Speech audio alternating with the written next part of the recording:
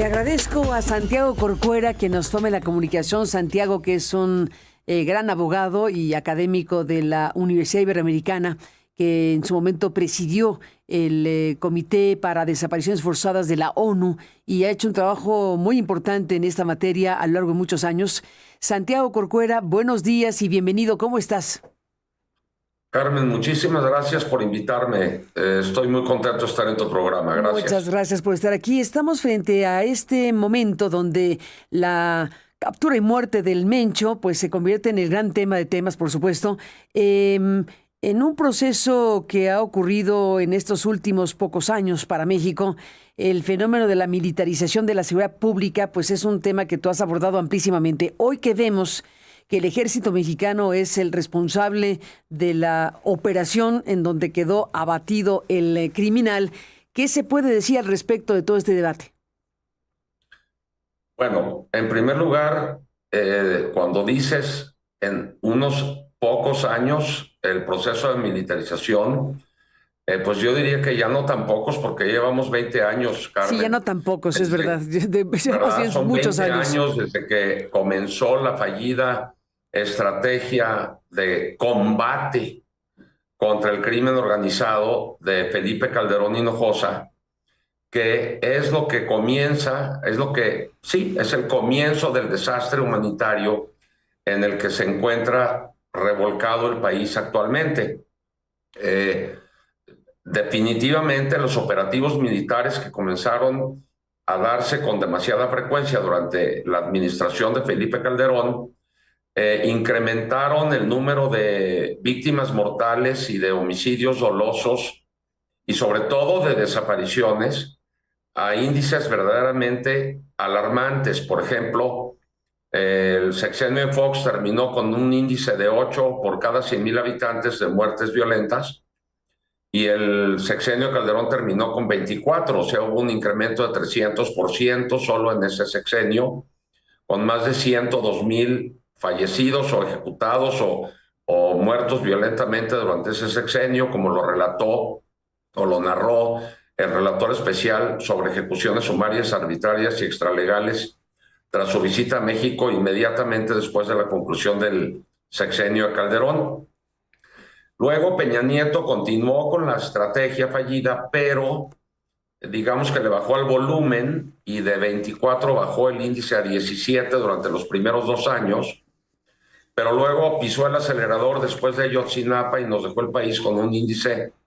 eh, mayor incluso que el que había tenido con Calderón. Y ese índice ahora nos están presumiendo que ha venido reduciéndose durante los primeros meses del sexenio de la doctora Sheinbaum, pero por otro lado tenemos el incremento en desapariciones. Al final del sexenio de Fox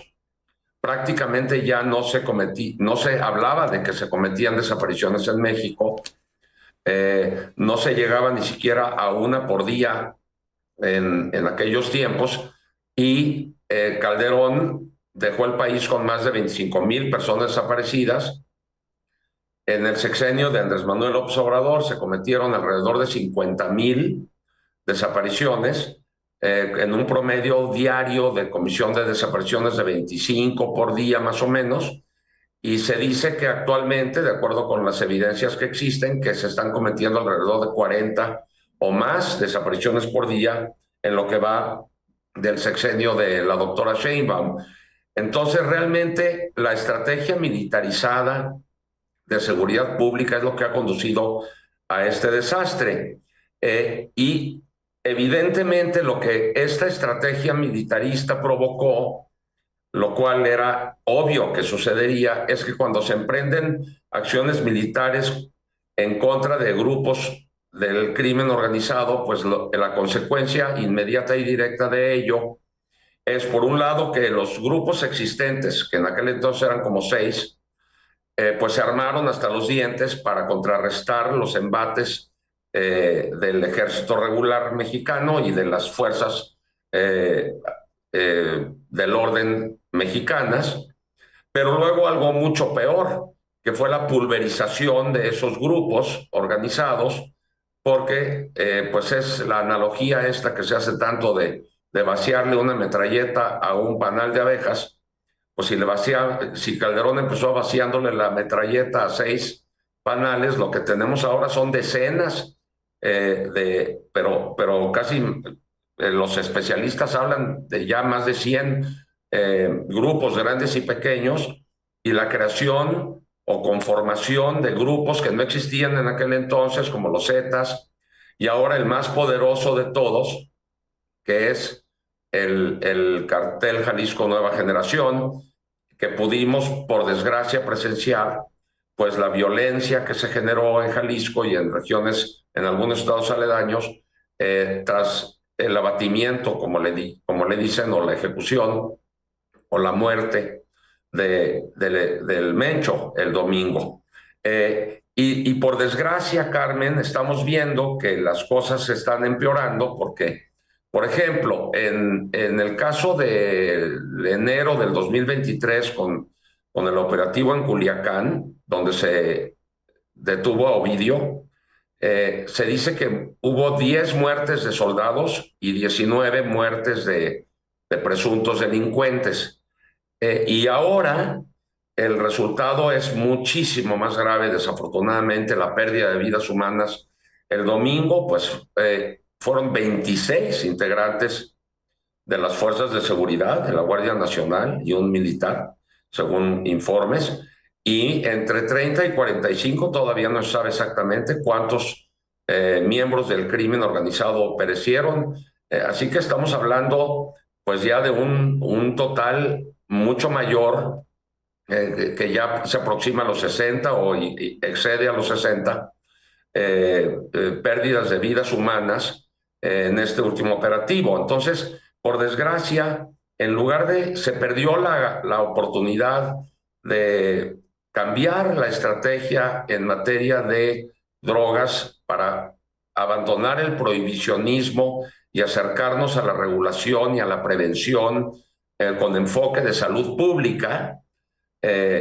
por un lado, y por otro lado, se ha ido fortaleciendo, consolidando e incluso constitucionalizando el enfoque militar de la seguridad. Entonces, ahora que por un lado algunos festejan con gran patriotismo el operativo del domingo y el abatimiento, como se le dice, del Mencho, pero pues los efectos son los que, por desgracia, no queremos ser pesimistas, sino más bien, con base en la evidencia empírica, pues darnos cuenta que este tipo de operativos en realidad no conducen a la paz, sino que pulverizan, le cortan la cabeza a la hidra, se multiplican y se fragmentan los grupos violentos y no se pacifica la región y el país, pues como por desgracia lo podemos ver en Sinaloa, ¿no? A poco de enero del 23 a la fecha, pues podemos darnos cuenta que en aquella región tan adolorida del país, pues siguen los enfrentamientos entre grupos, y la participación de las fuerzas del orden y niveles de violencia altísimos. Entonces, pues esto es lo lamentable. Digamos, podríamos decir, bueno que lograron detener, aunque se les haya muerto al Mencho, pero pues también hay que ser objetivos, y porque luego dicen, qué mezquino, que no festejas el éxito del operativo. Es que pues no es mezquindad, es pesimismo, pero no basado en impresionismo, sino basado en evidencia empírica, que por desgracia los estudios y la experiencia que hemos tenido de, por ejemplo, 3 años para acá, no nos conduce a estar optimistas, Carmen, por desgracia. Ni más ni menos, pues muy importante esta revisión que haces de todo esto, Santiago Corcuera. Te aprecio mucho que estés aquí para hacerlo. Y bueno, seguiremos en contacto porque este tema requiere una revisión muy amplia, tan amplia y más amplia todavía, por el momento que nos toca vivir, y vamos a ver qué viene en camino, porque de pronóstico reservado, ¿no? Sí, y déjame hacer un llamado a las autoridades mexicanas en el sentido de que lo que está sucediendo en México ya desde hace mucho tiempo se ha venido discutiendo si, por lo menos en algunas regiones del país, ya hay enfrentamientos que pudieran caracterizarse como equivalentes a conflictos armados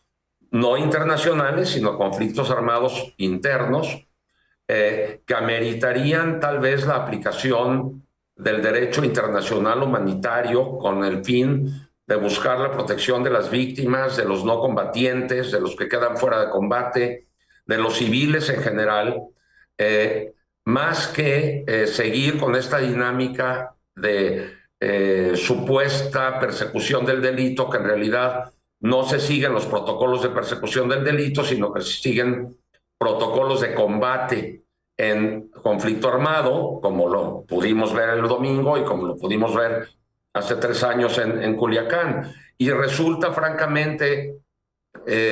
inexplicable que México todavía no haya ratificado el segundo protocolo de las convenciones de Ginebra, precisamente relacionado con la regulación de los conflictos armados de carácter no internacional. Entonces México tendría que ratificar este protocolo de inmediato, por un lado, y luego pues insistir, aunque cada vez el problema es más grande y es más difícil de reducirlo, pues ir haciendo reflexión sobre el cambio en el modelo militar de la seguridad pública, por un lado, y por otro lado, un cambio radical en la política de drogas. Acabar con el prohibicionismo, iniciar un proceso de regulación con enfoque de prevención y de salud pública. Yo sé que esto no es el gusto de nuestros vecinos del norte, que por un lado lo regulan y lo permiten, pero por otro lado no quieren que los vecinos hagamos lo mismo que ellos, y